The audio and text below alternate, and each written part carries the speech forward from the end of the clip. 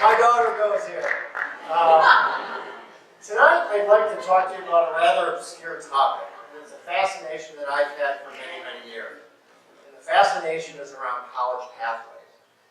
And the uniqueness about some colleges and the way that they outline their pathways isn't the way in which you probably think that they do it. These are fairly unique in that they don't hire an expensive architectural firm and plow a lot of money and time into planning the pathways. The unique approach that many colleges and universities take is they throw grass seed along the campus environment. They let the grass grow and let the students come in. And after a semester or two, the students simply walk around and create natural pathways from point to point. And I like that story, and I'm fascinated by the way in which they take that approach, because I think it's a metaphor for life, and I certainly think it's a metaphor for one's career. You see, you can't obsess and plan out everything that you're going to do with your life. This coming from a person that's age 50.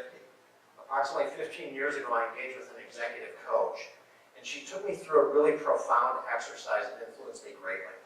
And she had me sit back and reflect on the first 35 years of my life, and in particular the first 15 years of my professional career, and assess and inventory what traits and values and characteristics have made me successful that I wanted to focus on and play to my strengths.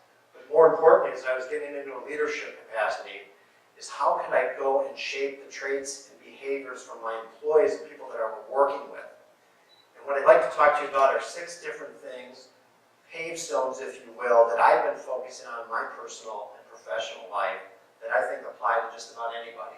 It's not an inclusive list, but it's a list that served me well, and it's certainly a list that served the employees of Flexera, the company that I work with, exceedingly well as well. And the first one is candor.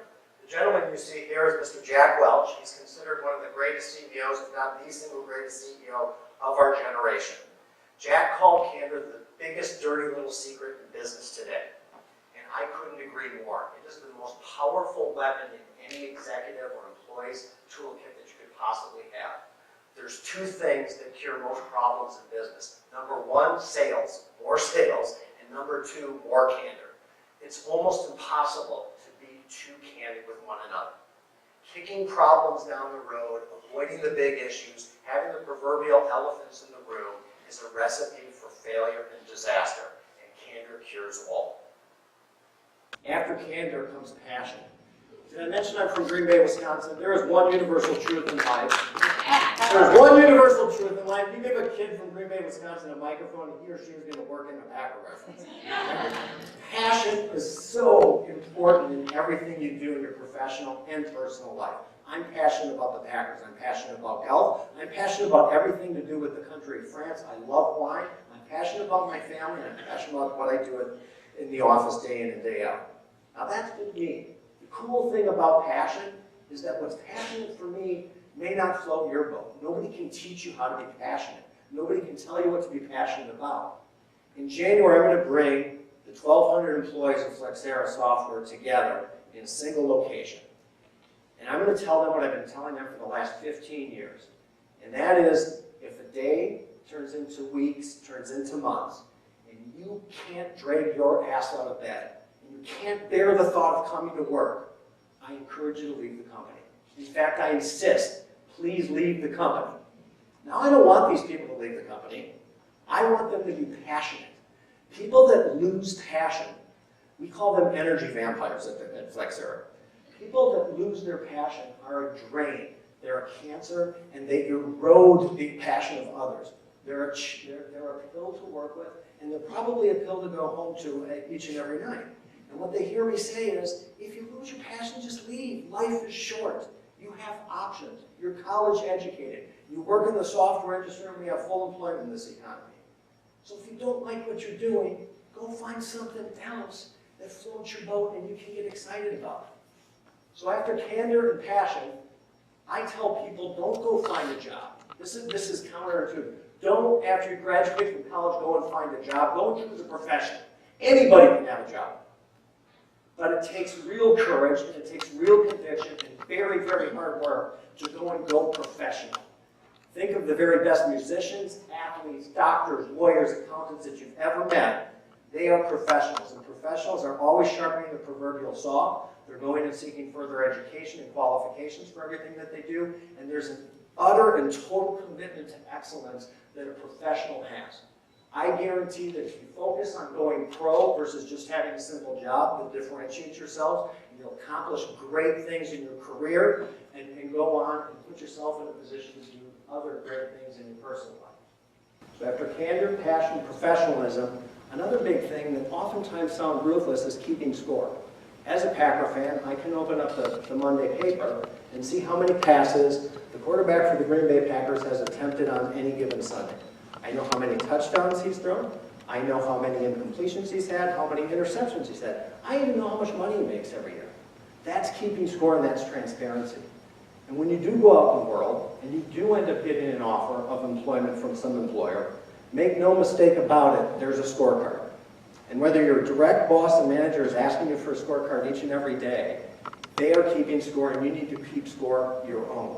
You need to hold yourself accountable to not just meet expectations of what you're going to do in life and in your job, but you need to exceed expectations. And keeping score is vital to differentiate yourself and go and accomplish great things in the professional world. Now, I've been with my company for 19 years. Many of you are probably too young, definitely too young to remember. Back in the early 2000s in the tech industry, there was a dot-com bubble. It was a calamity for anybody in the tech space. I remember at the time we had to lay off 30% of our workforce. In 2008, something a little bit more recent, albeit you guys were still in grade school, or many of you were in grade school, we had a financial collapse. People were talking about a global depression, let alone a recession, something that we hadn't seen since the 1930s. And what I've learned through going through many, many bad times is that good times are also fleeting. And when you do have successes, be they large or small, it's important to take a step back. Smell the roses, bask in the success, and celebrate. Raise a glass of champagne. Give somebody a pat on the back. Look them in the eye and say, great job. Wow, we really busted ourselves to try and go and hit that project or win that client. It's in vital importance to understand when things are going well to step back and celebrate. Because what goes up will ultimately come down. What is great will always, at some point in time, go down and things become rough. And it's the good times that keep you going throughout the bad times. Always remembering that things can and do get better, and people around you need to hear that. And you'll need to hear that for yourself as well. So we've got candor, passion, professionalism, keeping score, celebrating success. One of the very last ones, and I think one of the most important, if not the most important one, is giving back. The fact that you're here in this room puts you in rarefied air. You are here at one of the top 100 universities in the country. That puts you in one of the top universities in the world. The fact that you're going to get a college education puts you in rarefied air and differentiates you from hundreds of millions of people around the globe here. You're going to go out into the workforce, and odds are that you will make enough money to put you in the top 10% of all earners in the world. That is a gift, and that is a responsibility that you cannot take lightly. It's not just about taking for yourself, going out and making money, and generating a career. There are multiple ways to give back. Perhaps you make enough money to go on a Dow scholarship here someday. Perhaps you don't, but you struggle and financially, but you have 24 hours in any given day.